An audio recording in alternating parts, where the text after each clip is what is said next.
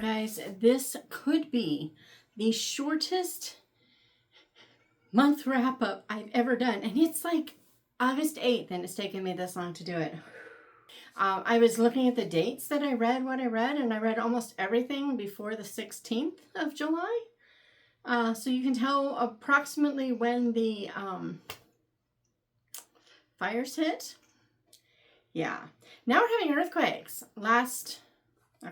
Technically it would be the night before last when this goes up. But last night at about 9:06, I think, there was a 5.2 in Bakersfield, which is, as the car drives, it's about 100 miles. But as the crow flies, it's really not that far. It's maybe 65 miles or something. It's really close, but okay, Toothless, whatever. But for whatever reason, we had an earthquake, 5.2 or 3. I think it was 3 and it got downgraded to 2. That happens a lot. You almost always just knock a point off of whatever they say it is when it comes in. I don't know why. But since then, we have had 413 plus earthquakes. Yeah, now most of those are onesie-twosies that aren't any big deal. And let's face it, this area that we're in, and that was just in that area. I'm not talking about any other area of California or even like where I live. I haven't even looked at our specific area to see if there's any. I'm just looking at, that one was centered over by Bakersfield in Lamont and Grapevine. And then I think some in Mariposa, which is like, just, they're like next door neighbors. I believe a boulder fell onto the 5 and blocked lanes. That's cool. But other than that, I haven't really heard of any damage or anything terrible. So it's like, it's not a huge deal. A 5 is big. Our 5.4 created a lot of mess in some homes and none in others in Ridgecrest in 2019. But then, or was it 5.2? I don't remember. It was 5 point something. And then the next day we had a 6.4. And that knocked everything off of everything. It was a total disaster. My daughter and her kids went to the library and reshelved all the books and all the stuff that went with that. And then the next day we had our 7.1 and they all fell down again. It was a nightmare. And so, you know, I mean, earthquakes are kind of par for the course. We pretty much have maybe a dozen at least a day here every day. We don't feel them. They're onesie-twosies. You just don't feel it. But Toothless is freaking out because he's sensing everything. We even 3s, we tend to like barely go, yeah, I think that was a 3, or I think that was a 4. That might have been a 4. Okay. But because it's that far away, we're not feeling those at all. And so it's not a big deal, but it's really kind of funny that we go from fires, which are still raging in lots of places, to earthquakes now. I'm like, really? Just really? But it was kind of funny to look and see where I was and, you know, what I read. And I only read one thing after the 16th, or finished. I don't think I read it. I think I just finished it after the 16th. So that was kind of, to me, it was kind of interesting. I was like, oh, all right. So I don't know why I put it away. I had the book out, although I listened to it on audio. I had the book out and it's gone. So I listened to A Beautiful Disguise by Rosanna M. White. And it's the first in her Imposters series. Now, this series is about a family who was brought up a little unconventionally in England. The father was like obsessed with the circus and adventure and doing grandiose things. And he pretty much squandered all their money on all these things so that when he died, they don't have anything to live on. They're going to lose their place. So they decide to take their position in society and use it as a way to be investigators for society. So they can get in places and do things that others couldn't do. And because they can do that, they then have the, you know, ability to basically spy on their friends. I mean, it's really kind of what it is. And I mean, part of me goes, that's kind of not so nice, not really a great thing. But on the other hand, if you're not doing anything wrong, then someone spying on you isn't going to hurt you. So maybe it's a Good thing. I don't know. But so here's the deal. I gave the book 5 stars because I listened to it on audio and I loved it on audio. I've thought a lot about it, and I suspect I would not have given it 5 stars if I had read the book. And there's a few reasons. So basically in this one we have, it's Roseanne and White. It's going to be romantic historical fiction, right? And there's a mystery involved and all the stuffness. It definitely involves pre-war. This is 1909. I think, yes, because it was the year my grandma was born. So it's pre-war, 1914 is when the war started. So they're expecting and they're seeing things coming. And so they've got this intelligence agency and they're trying to figure stuff out. Some stuff to me was really, really obvious. I've seen some reviews that talked about how it was surprising to them, some of it. And I was like, I don't know. I thought that was pretty obvious. I was like, but I'm not so sure it wasn't supposed to be, if that makes sense. So what we have Marigold. I think she goes by Lady M. Her natural personality is rather average. I don't want to say common because that doesn't fit with the British aristocracy thing, but it's pretty average. She's just a nice person. She's, pretty down to earth.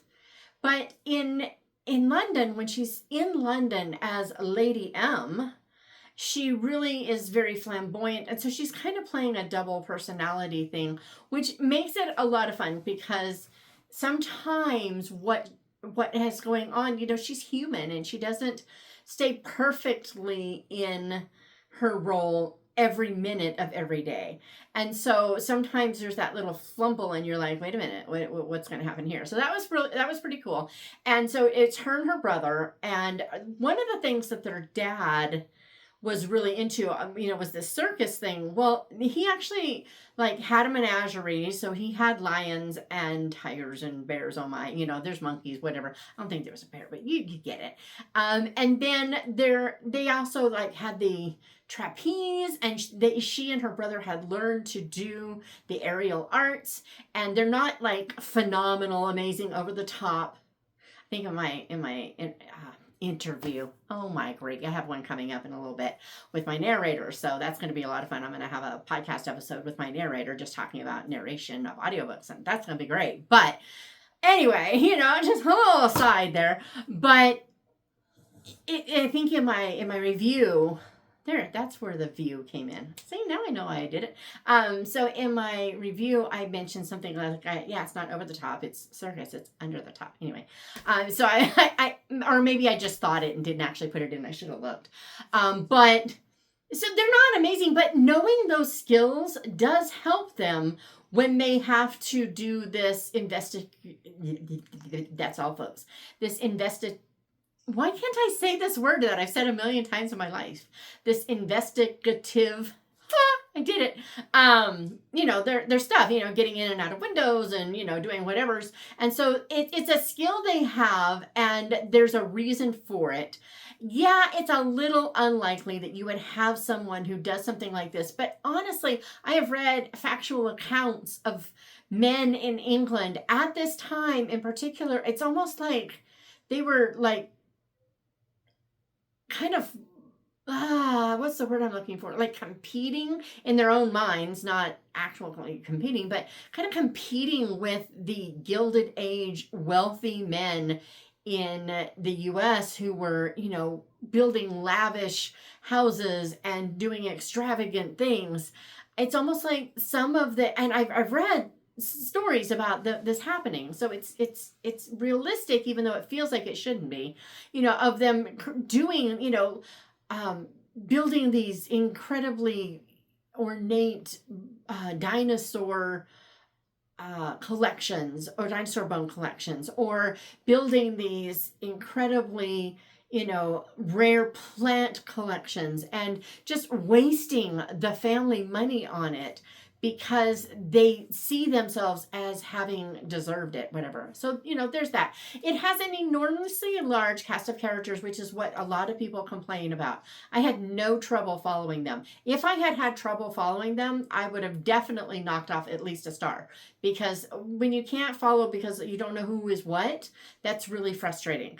I had zero problem, and I wonder if it wasn't because I was listening on audio. It could be. It absolutely could be. So, okay. So this cast of characters, you have Marigold and her brother. I think his name is Yates. Not Yardley. Yates. Yes. So Yates and Marigold, siblings, and then they have. She like goes off as like she's their secretary, but I think she's a cousin. Anyway, that gal, I think her name is Gemma or Gretchen. No, Gretchen's that other book I just read. Gemma, and then there's another guy. Now, she does a lot of the behind the scenes things, and she's not usually, you would say, in front of the camera, if you will, but sometimes she has to do this. And so, but then there's some sort of rivalry that we have not been told between her and this other character involved. And then there is this major, is he a major? His name is Merritt. Major somebody. And he got ill and got shoved onto desk duty when they're just starting the Secret Service, not the really Secret Service. The what would eventually become MI5, MI6, whatever. Whatever that is called that my brain is blanking on. It's like the beginning days of their espionage wing of government, in England, because this whole thing with Germany is coming to a boil. And I thought she did a really good job of kind of showing this thing happening, because we as readers know what's coming and the characters don't. And that we don't always get to see that in a book. Sometimes we see that the characters know something we don't, and we're just, like trying to pull it out of the story, and then eventually it happens, right? Well, that's not what happens here. So there's definitely this thing with Germany as an undertone, and who it is, to me, I thought was obvious. I was like, I had no trouble whatsoever figuring that out.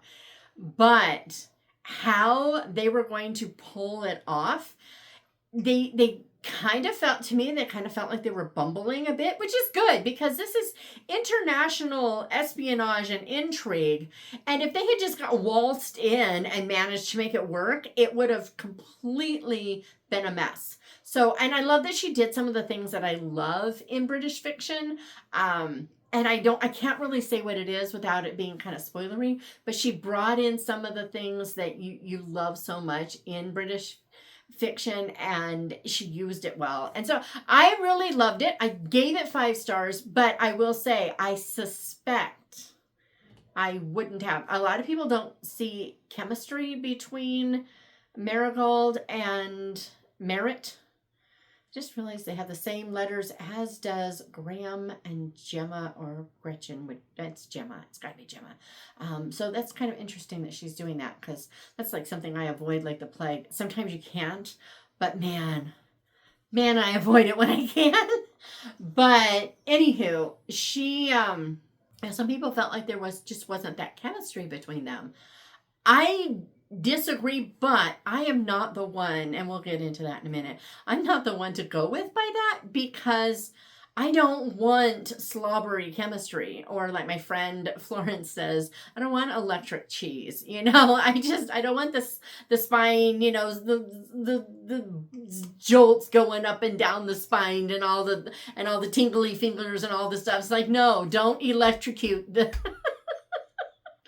So it's really not my thing, but I thought they had a really, and it is slow burn, I will say. It's interest, yes, but not really. Neither of them are looking for anything, so it builds naturally, and it's not over the top, which I actually really, really liked.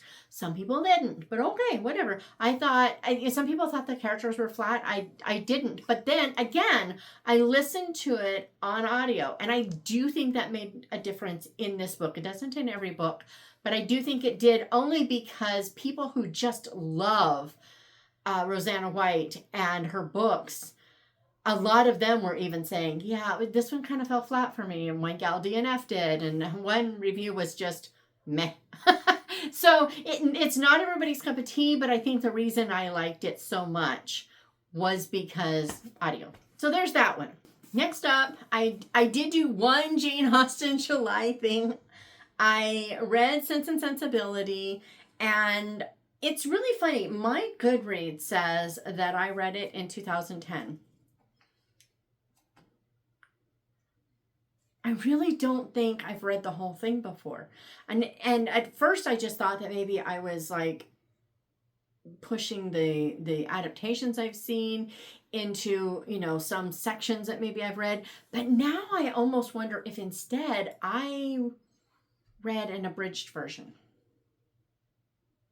That would be sad, but it could be a thing. Because there were parts of it that I only remember from how they were portrayed in the movie. I don't have any recollection of reading them, and I got a different sense of some of the characters in this one that I didn't get in some of the others, and I'm going to talk about a little bit about that when I talk about what I'm reading right now. But so in this one, the thing, okay, everybody knows the story. The three Dashwood sisters, they lose their home. They have to live in a cottage.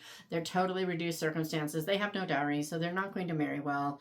Eleanor meets what should be a wealthy man who loses all his money, but he's engaged to someone else. You know, I mean, there's just, we know this, you know, Marianne falls for the rake who is a horrible, terrible person, and you know, just dissolves into paroxysms of grief and overblown emotions. And then you have little Margaret, who is actually a lot like Mary Ann and her mother. The mother is very similar, but who isn't, her character hasn't been formed yet. So there is hope for Margaret, in my opinion, which is why I wrote her the way I did. I wanted to give Margaret some redemption, because Austen pretty much portrays her as a mini Mary Ann, you know, and she's not in there much, but that's kind of how she's described. And I was just like, I wanted to, you know, she was only, what, 12, 13, something, I think she was 12 in the book. So there's time to form her character. So you have, but what is beautiful in this book that I don't think you even see as well in Pride and Prejudice with Jane and Lizzie, and it's the sister relationship.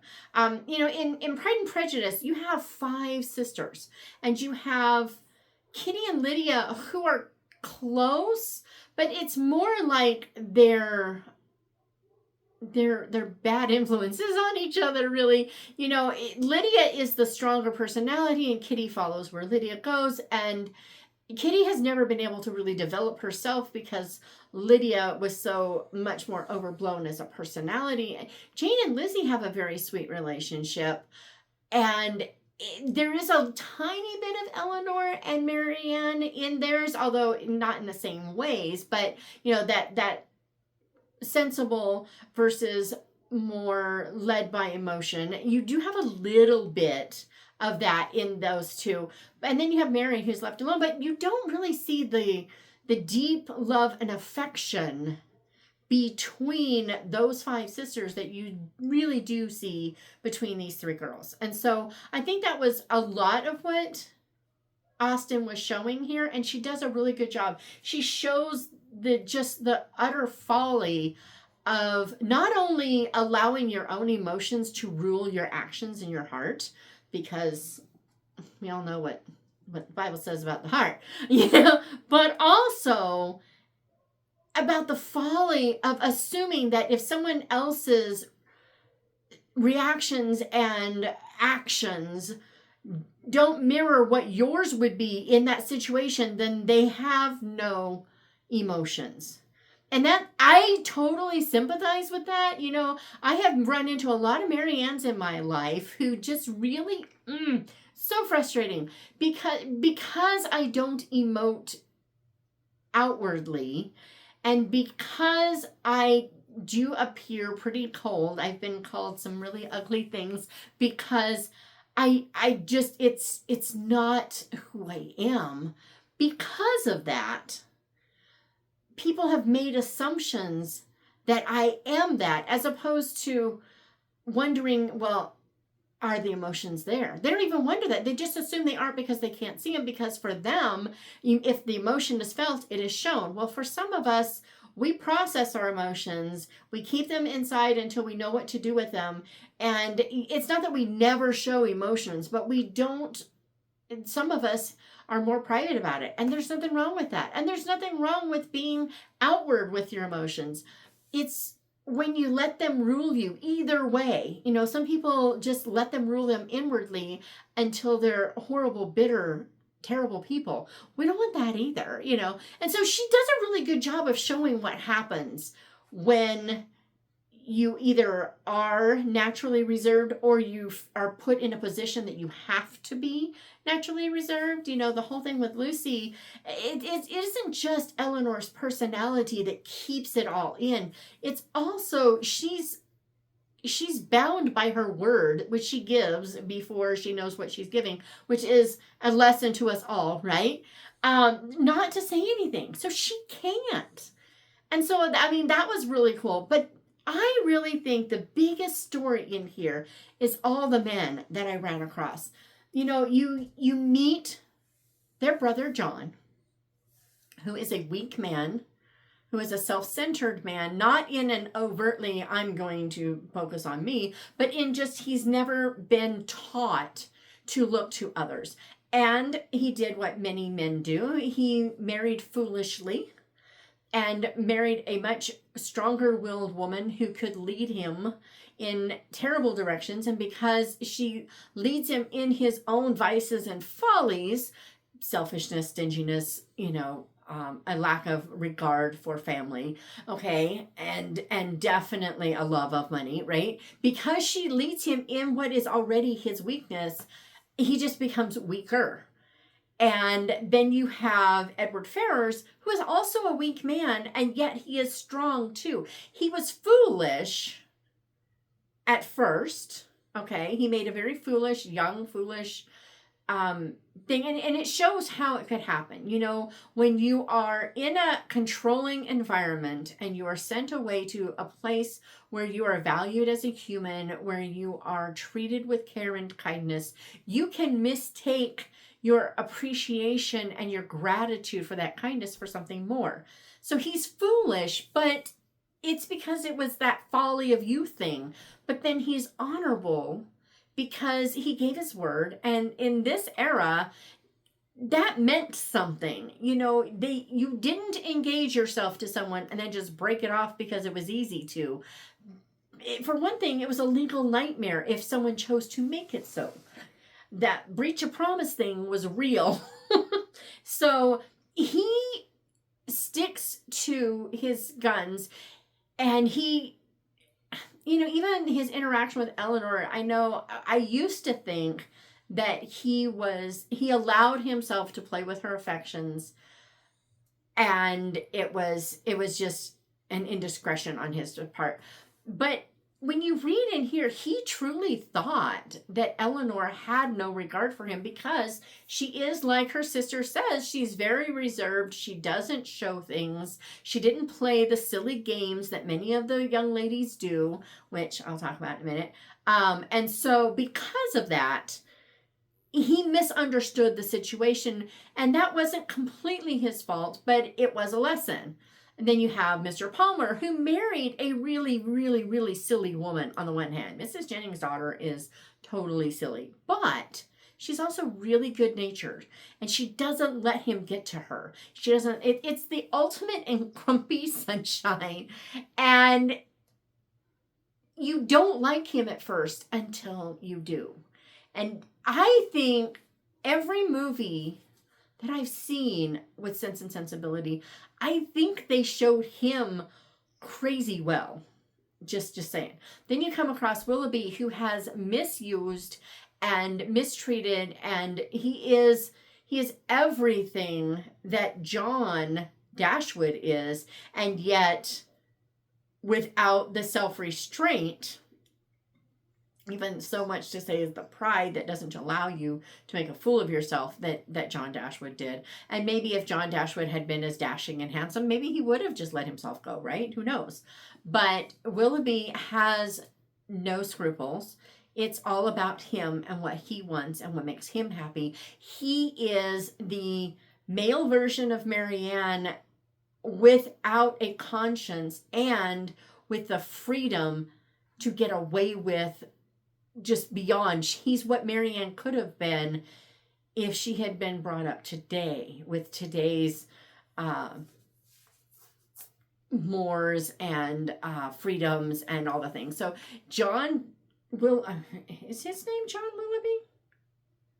I think it is. Another John. Anyway, Willoughby was just an awful person. And I think I despised him more after reading the book than I ever did in any of the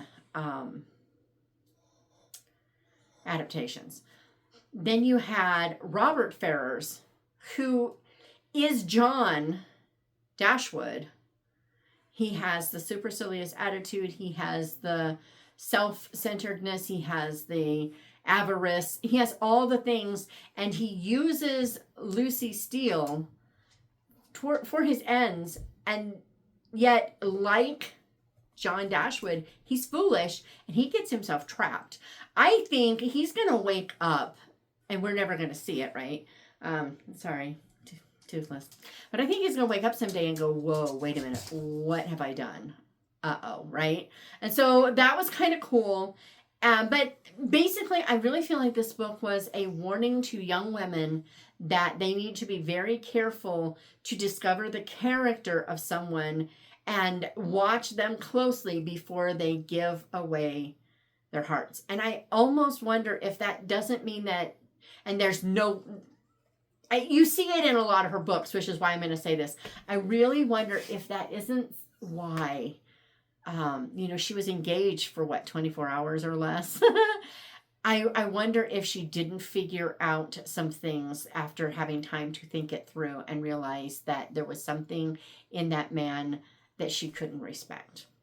I don't know, but I am thinking about it because there seems to be that warning as a thread through her books, or maybe she just had friends that she saw it happen with. I don't know. Next up, I read the first of the Palliser novels by Anthony Trollope, Can You Forgive Her? Okay, first up, I almost gave this book 4 stars instead of 5. I gave it 5, but I almost deducted a star because it does not have the richness and depth under the story, the themes and the even the faith. It's not there. It's a lighter read, in my opinion. And so I almost deducted, and then I was like, wait a minute, no. If you've never read anything else by Trollope, and you came into it knowing what the book was supposed to be about, you read it, it delivered. So there's absolutely no excuse for cutting. But I almost did. So this one has some advantages to the Barsetshire novels. It doesn't have that huge info dump in the beginning at all. There was nothing. And once I got through it, I did some research on Trollope. Trollope wrote a couple of Irish books set in Ireland while he lived in Ireland. And then there was all the Irish tensions, and people weren't interested in anything that had to do with Ireland. They were shutting it down. So he came home. He was living there at the time. He came home and he wrote the Barsetshires first. Then he wrote the Pallisers, who he does. Plantagenet Palliser does appear in the Barsetshires. So that was one of those things where I thought I recognized him when I was reading those. Yeah, I was right. That's good. And then then these followed. And I think you can tell, I think the writing is better in here, but the depth in this one in particular wasn't there. I'm not seeing the depth in Phineas Finn either, so I don't know. I'm actually not enjoying Phineas Finn very much. It's really political, just a whole lot of political and a whole lot of kind of repeat of what we saw in the Barsetshires. And so I'm like, So far, I'm not very far in, so we'll see. But this one, I loved Alice. She's our main character. She is independently wealthy with a father who is not wealthy. She does not live with him. And she is engaged to a Mr. John Gray. She was at one time engaged to her cousin, whose name I don't remember, but I think it starts with a B. Anyway, he did something terrible. I'm guessing she found out that he had some sort of dalliance, but they don't actually say, or I missed it. One of the two. This is a very thick book. Let's see if I can find how many pages. They're tiny print and 416 pages. So yeah, what I love is that this series has a who's who in the back.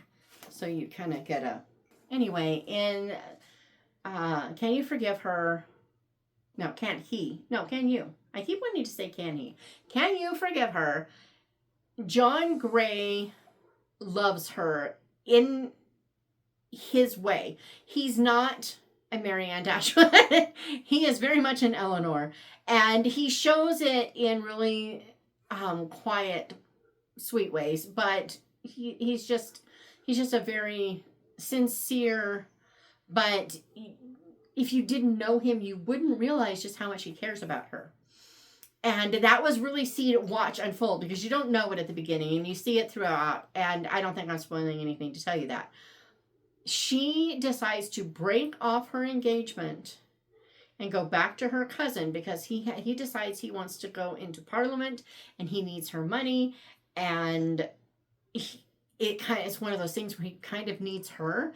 And so she gets convinced to break it off with this guy, John Gray, and go back to her cousin. Her other cousin, this guy's sister, is thrilled to death. She's been pushing for this all along.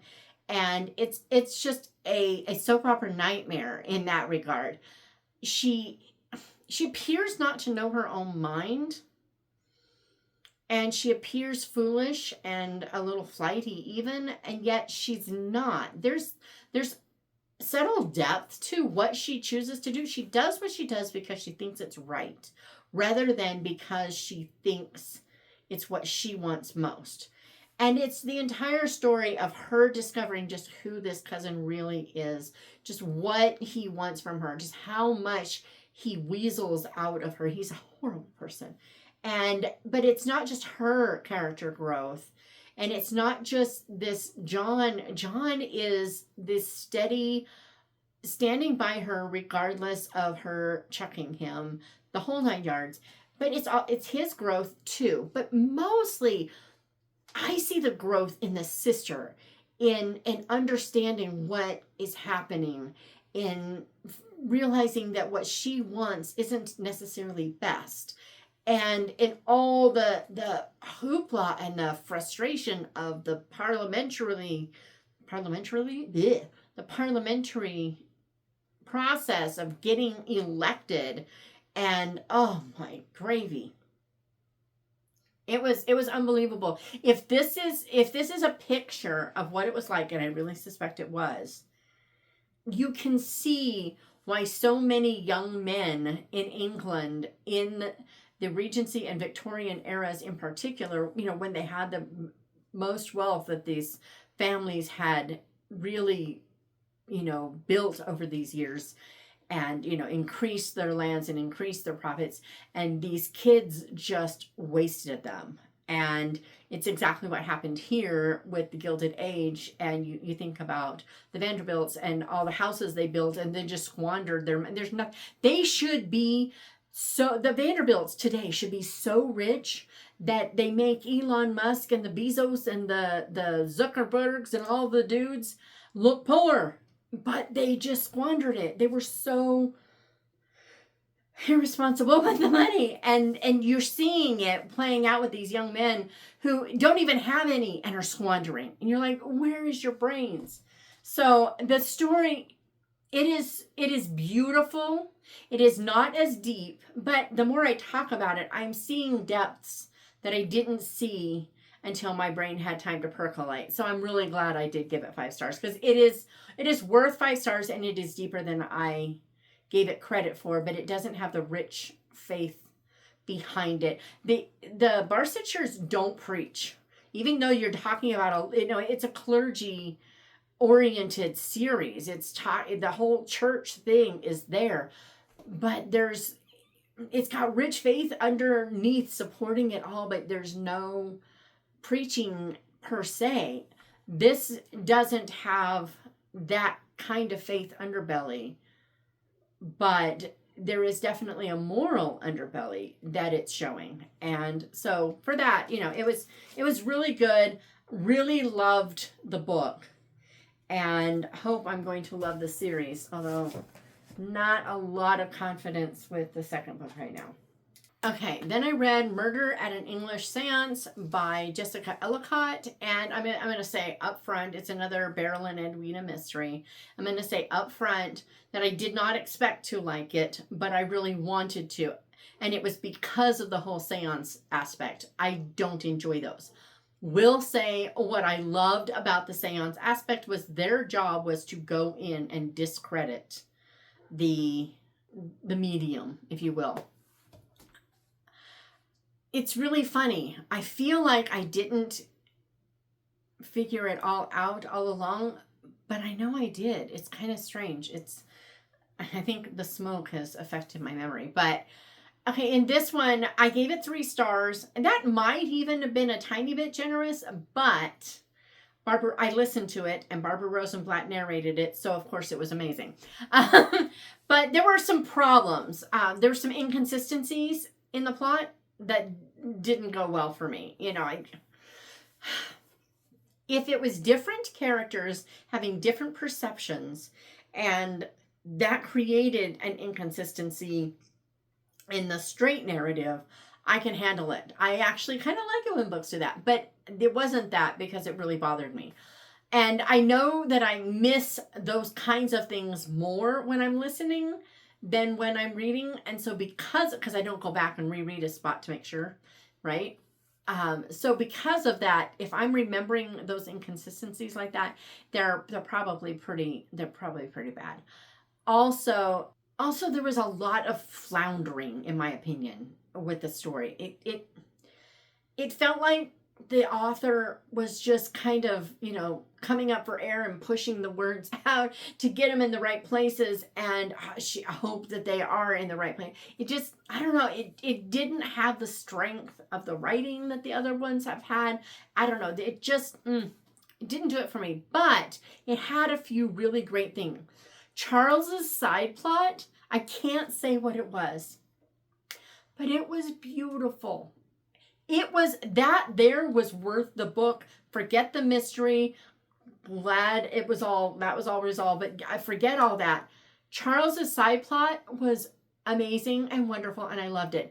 The airplane thing was funny. If I recall correctly, I was way more uncomfortable. Beryl tends to have she's an American adventuress. And she tends to have, and I think I think Ellicott makes her a little over the top to contrast her with Edwina's very sedate and staid, prim and proper British personality. She's kind of coming out of some of that, holding on to what's good and getting rid of what isn't essential. What is constricting but not necessary, right? So Edwina has a good head on her shoulder. And in a lot of ways, I have seen Beryl kind of coming around the other way, where she's kind of letting some of it go. But in a few of them, and this is one, I was really uncomfortable with her laissez-faire attitude toward dalliances. We don't see them on page. We hear her opinions about them, or her ideas of what might be nice, but not in detail. But she's much more eager to, I don't appreciate that. And it was pretty overt in this one. And I think maybe the last one, I think that it's getting worse. And I suspect the author's trying to show something with it. And I think I know what that is. But because I don't know, I'm not going to say. So there was that. Didn't like that. But Edwina actually, there is a terrible, terrible gossip in this town.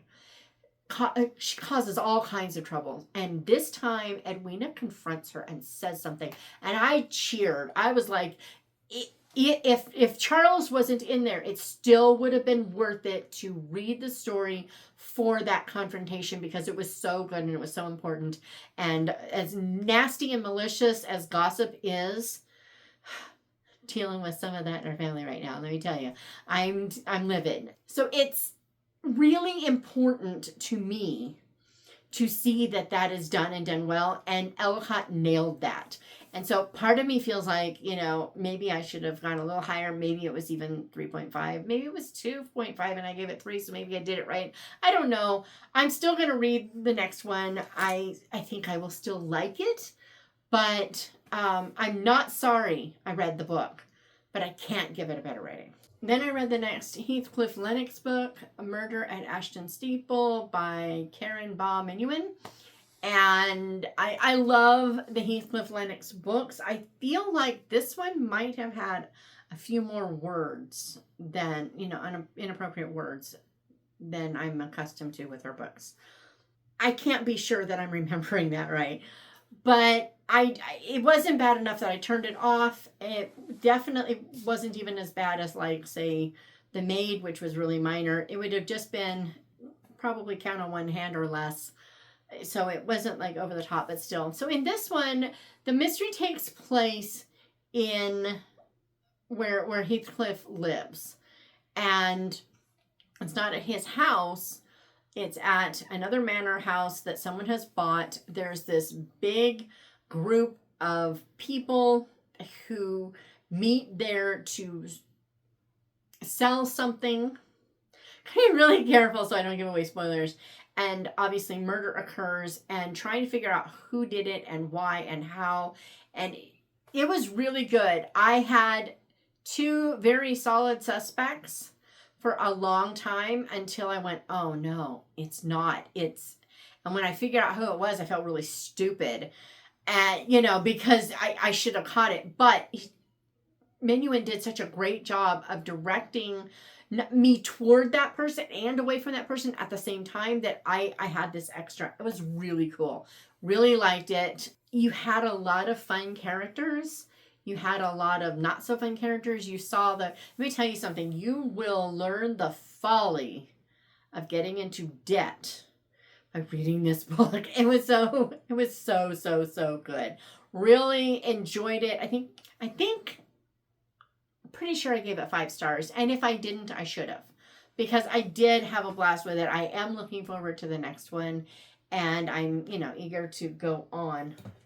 And so those are the books I actually read in July. There might have been a Benedict Brown. I feel like there was, but I haven't done anything with it because it's not on my list. So I need to check and see, exactly when I finish that, and but that will probably show up in my next. I've got 3 books done so far this month.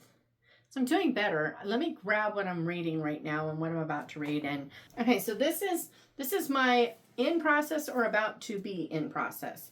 I am going to start Victoria Cottage by D.E. Stevenson pretty soon. Don't know when. I'm in the middle of the late Mrs. Willoughby, like almost exactly the middle.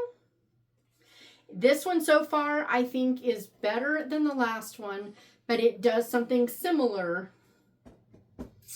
I said I'd get to this, right? It does something similar in this one to what she did in The Murder of Mr. Wickham. The Murder of Mr. Wickham, they shredded the characters of Fanny and Edmund Bertram, the members of the church. I don't think this author likes anything remotely related to the church and Christianity, because she does it here too. What she's doing with Edward, it's not as bad by far. She hasn't turned him into this self-righteous wimp, weakling, whatever, but she is making him hard-hearted and bitter. And I'm not liking that. But the story itself, I'm liking quite a bit. And in this one, it talks about those little games that young ladies play to show their reciprocated interest. Remember I mentioned get to that. Yeah, it mentions that in here, and that's why one character thinks that Juliet Tilney is not interested in Jonathan Darcy because she doesn't play those games.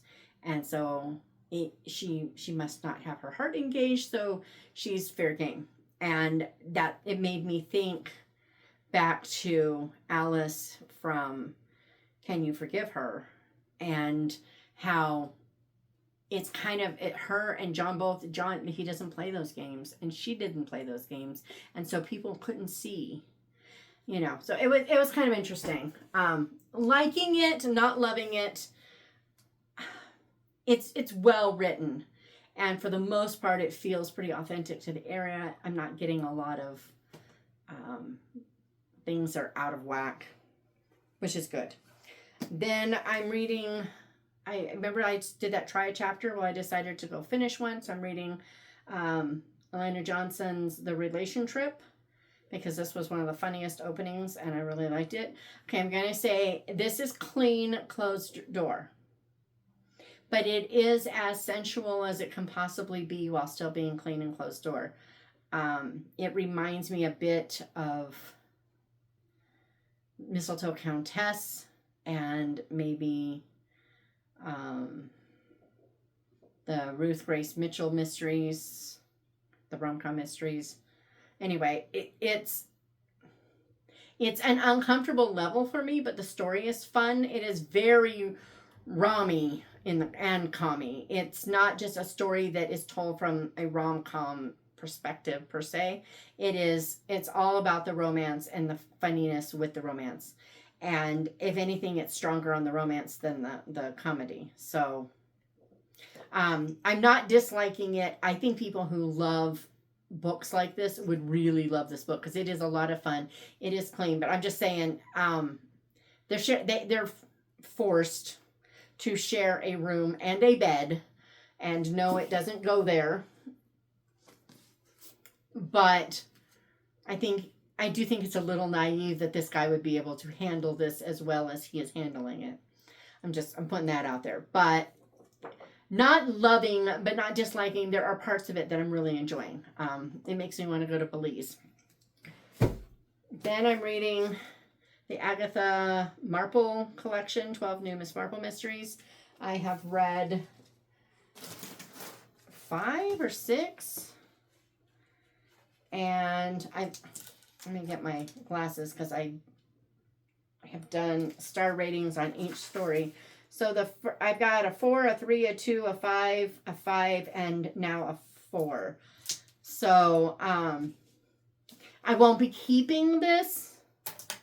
I'm not going to keep this book, but I am glad that I'm reading it. And there are some that nail Jane Marple so well that it makes even a mystery okay, because it's so much fun to watch them do Jane well. So that was pretty cool. And then I'm reading Phineas Finn. It's all politics and him wanting to marry a woman he can't provide for. Who does he think he is? I'm sorry, I'm so done with this attitude. And, because back then he had to. And yet there's nothing. So, okay. Anyway, so that's where I am. I'm not that far in. I'm only at like chapter 16, 17, something like that. So it has plenty of time to redeem itself, but right now, not so much. And then I haven't started either one of these, but they're my next with Victoria. I wanted to have kind of a variety, so I went with Love on a Whim by Suzanne Woods Fisher. This is the one where she, I did have it. I had bought it. I thought I hadn't, but I had. So I had it on my one to buy, and I already owned it. Anyway, I finally found it. So this is the one where the main character goes to Vegas, meets a guy, marries him, and then runs away the next morning, and the whole story that comes behind that. And then, this month's Buzzwordathon word is like. So I decided I've been missing my friend Dell. And, she wrote this book as a standalone, and then she had planned to maybe write some more. I had kind of talked her into it.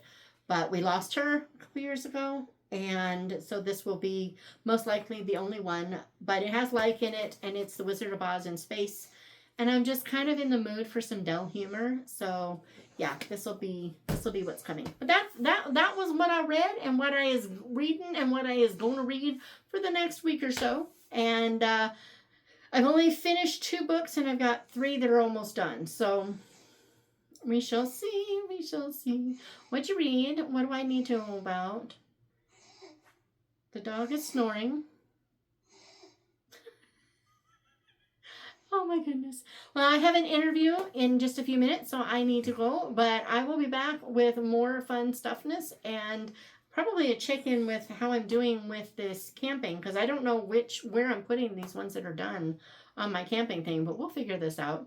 And yeah, see you next time. Go read a good book. Have a good day. What the end screen says.